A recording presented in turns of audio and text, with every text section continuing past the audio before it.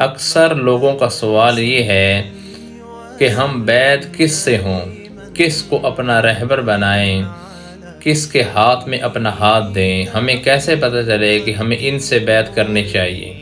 اور بعض دفعہ لوگوں کو جب نہیں صحیح پتہ ہوتا اس حوالے سے تو پھر وہ ڈھونڈتے ہیں کہ جی میں کوئی بہت بڑے مشہور مولانا صاحب کی بیعت کرتا ہوں، کسی بہت بڑے شیخ کی جن کی پہلے بڑی مشہوری ہو، تاکہ مجھے زیادہ سے زیادہ فائدہ ہو، چونکہ بڑے ہیں تو بڑوں سے جلدی زیادہ فائدہ ہوگا۔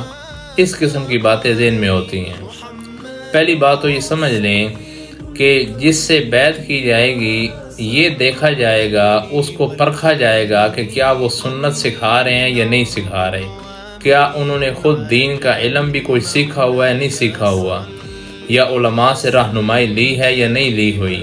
اسی طرح کیا انہوں نے خود بھی دل کی اصلاح کسی سے کروائی ہوئی ہے یا نہیں کروائی ہوئی۔ ان باتوں کو جانچنے کے بعد جلدی نہیں کرنی، انتظار کرنے کے بعد اگر دل اس طرف مائل ہو رہا ہے تو بھلے اس طرف بیعت کریں۔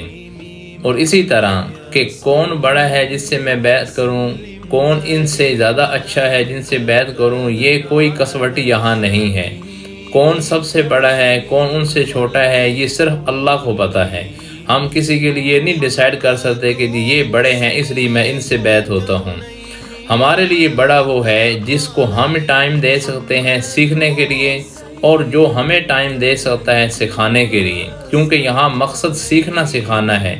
ایک شخص ابھی کاریگر نہیں بنا، وہ گولڈ والوں کے پاس جاتا ہے کہ جی مجھے سکھا دیں، اب وہاں 10 آدمی سکھانے والے بیٹھے ہیں، جو آدمی اس کو سب سے زیادہ ٹائم دے سکتا ہے سکھانے کے لیے وہی اس کے لیے بڑا استاد ہے، وہی اس کا بڑا ٹیچر ہے، وہی اس کا بڑا رہبر ہے۔